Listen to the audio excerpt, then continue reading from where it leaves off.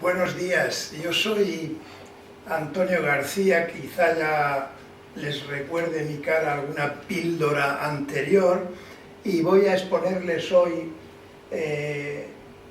un aspecto interesante relacionado con el uso del placebo, porque hay una gran discrepancia sobre en qué situación, en qué ensayos clínicos puede utilizarse un placebo y en cuáles no.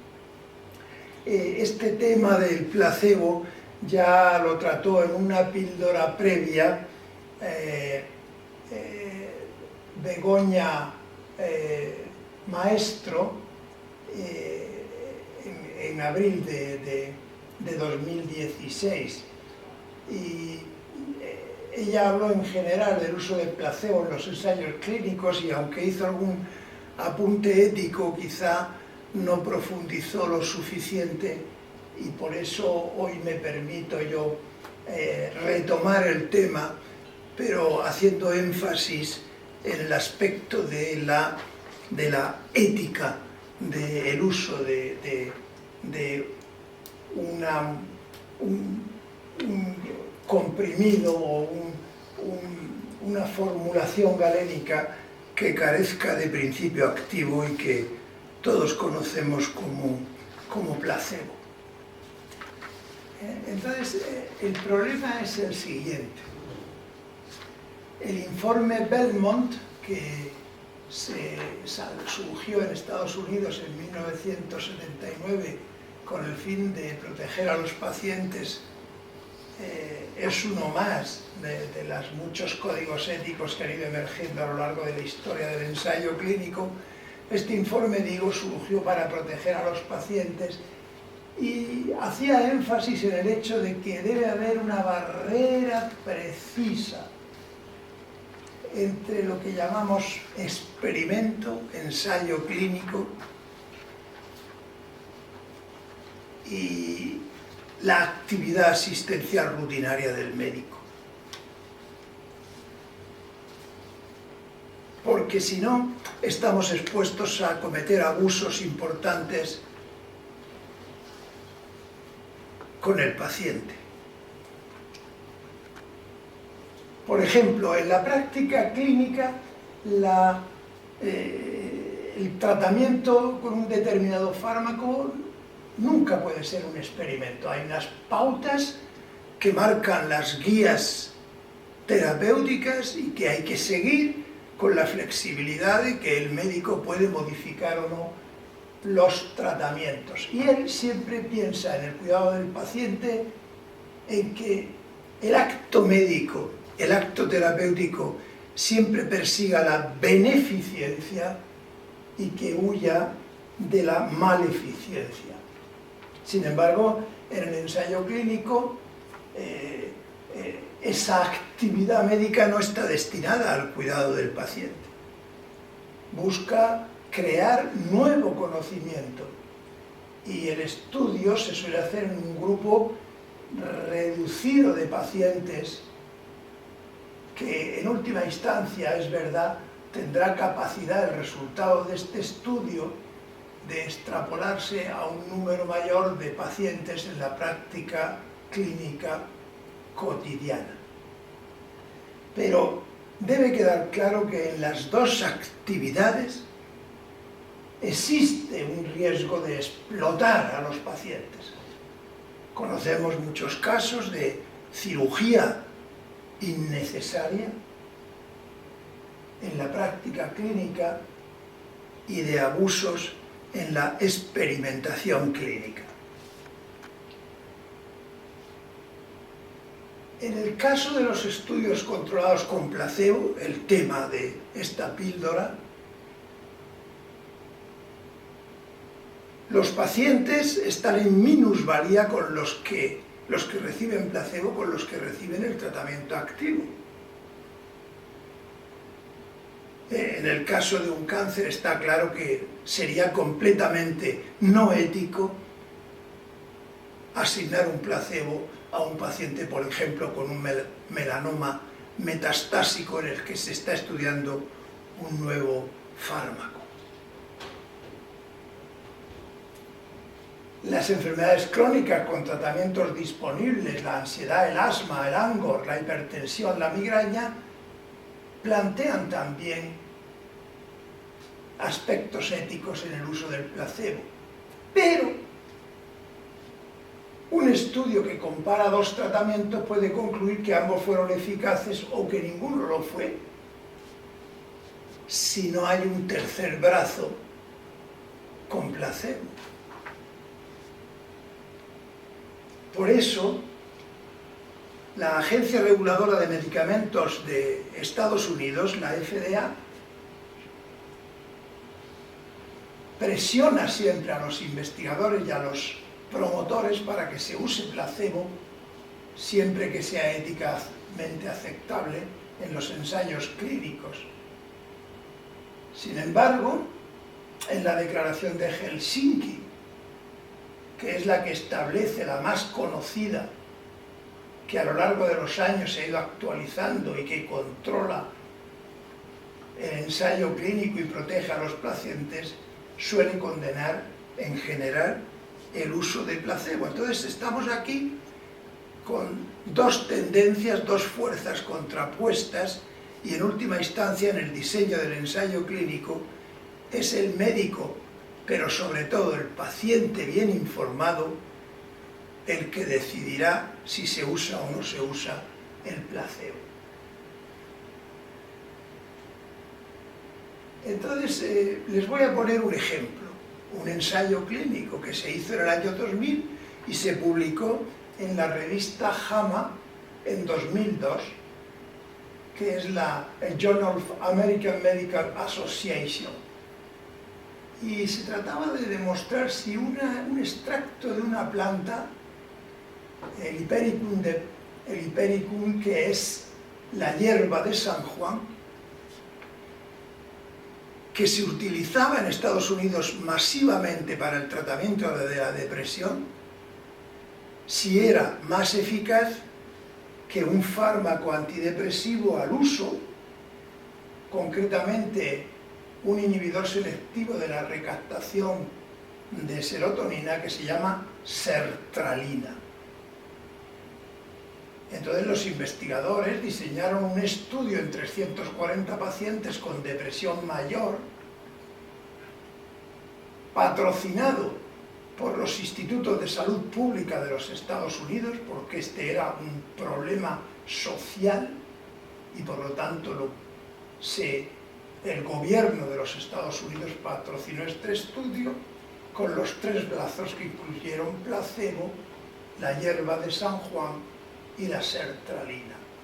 El tratamiento fue de 8 semanas en 12 centros y se hizo una vigilancia intensa. Estos pacientes pueden tener ideas suicidas y si se tratan con un placebo, pues eventualmente podrían cometer suicidio durante el ensayo clínico. Y una vigilancia muy cercana a los pacientes.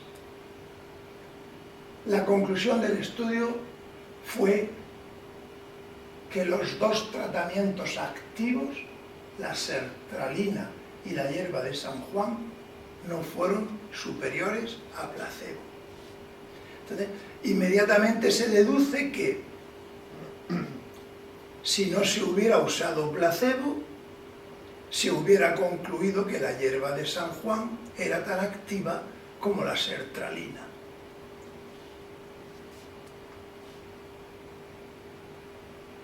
Entonces, en la práctica clínica, los pacientes con depresión mayor, desde luego, no se decide el tratamiento, el psiquiatra no decide el tratamiento lanzando una moneda al aire. Si sale cara, pues trato con un fármaco, y si sale cruz, trato con otro. El tratamiento requiere ajustes de dosis frecuentes y a veces a sumar un segundo antidepresivo o variar el tratamiento. Y esta variación del tratamiento, en los 340 pacientes, si hubieran estado, en vez de un ensayo clínico, tratados rutinariamente, habrían sido tratados con flexibilidad. Pero en el ensayo clínico se utilizó la moneda para asignar un tratamiento, la aleatorización. No se podía cambiar el tratamiento ni hacer ajustes de dosis. Y además se somete a los pacientes a pruebas no habituales en la práctica clínica. Entonces, para saber si este estudio era ético o no el placebo, vamos a recurrir a los postulados ampliamente aceptados de Emanuel y Cole, un artículo que publicaron también en la revista JAMA en el año 2000. Y discutían en ese artículo, muy interesante, cuáles son los principios que confieren valor ético al ensayo clínico. Y estos principios concluyeron que eran si el ensayo tiene valor científico o social, si tiene validez científica y se practica el método ateniéndonos a la hipótesis nula, si hay una correcta selección de los pacientes, si la relación beneficio-riesgo esperada es favorable, si hay un seguimiento por expertos independientes del estudio, si hay un consentimiento informado de los pacientes y si el ensayo incluye aspectos relacionados con asegurar el respeto a todos los pacientes incluidos. Con esto se pretende, con estos postulados, prevenir la explotación del paciente. Pues veamos si el estudio con el hiperucón y la sertralina cumplen estos postulados. Primer postulado, valor científico o social. Valor social, la hierba de San Juan se utilizaba ampliamente en los Estados Unidos para tratar la depresión sin ninguna prescripción médica. Se vende en los supermercados o en las parafarmacias.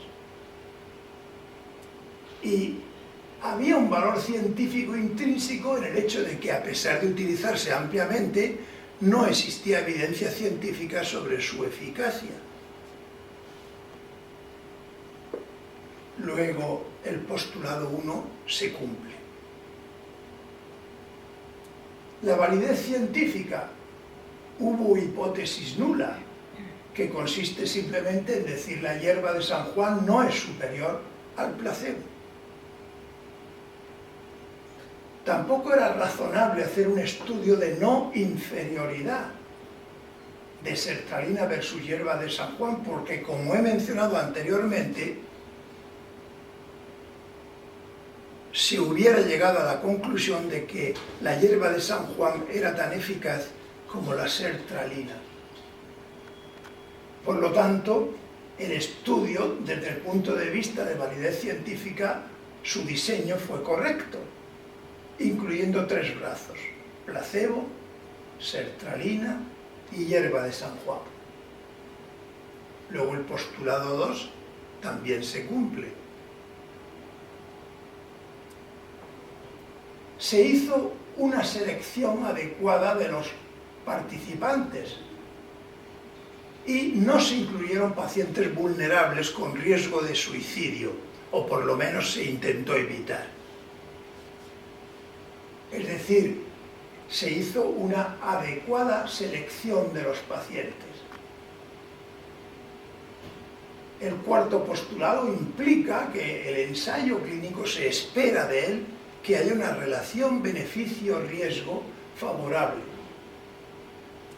Los riesgos no fueron excesivos, la sertralina se conocía muy bien, la hierba de San Juan se utilizaba masivamente. El placebo, el riesgo que podía haber tenido de no haber seguido muy de cerca a los pacientes es el riesgo de suicidio. Luego el placebo parecía justificado con estas premisas, ya que sin placebo, insisto, porque es el meollo de la cuestión, la validez científica del estudio se hubiera debilitado. Punto 5.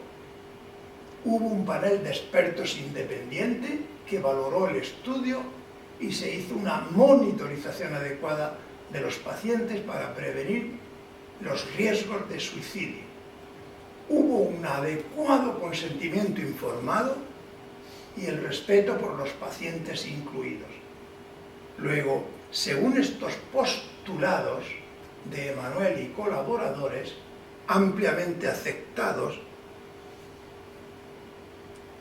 el estudio sobre depresión cumple los 7 postulados y podríamos concluir con tranquilidad que es éticamente aceptable, en este caso, el uso de placebo. Las conclusiones de esta píldora son las siguientes. El nivel de riesgo al sustituir un tratamiento activo por placebo, por ejemplo el cáncer, no es ético. No debe confundirse el ensayo clínico con la práctica clínica ordinaria. Tiene que haber una barrera clara separando ambas actividades. El mismo médico que está enrolando a un paciente para un ensayo clínico no puede utilizar ese paciente simplemente como uno más de la población de sus pacientes que trata de manera ordinaria. De hecho, el consentimiento informado debe incluir esta distinción y el paciente debe saber que el riesgo que corre puede estar compensado por la génesis del nuevo conocimiento que va a beneficiar a todos los pacientes que tienen depresión, no solo a los incluidos en el ensayo clínico. El paciente decide si participa, no el médico. Y muchas gracias.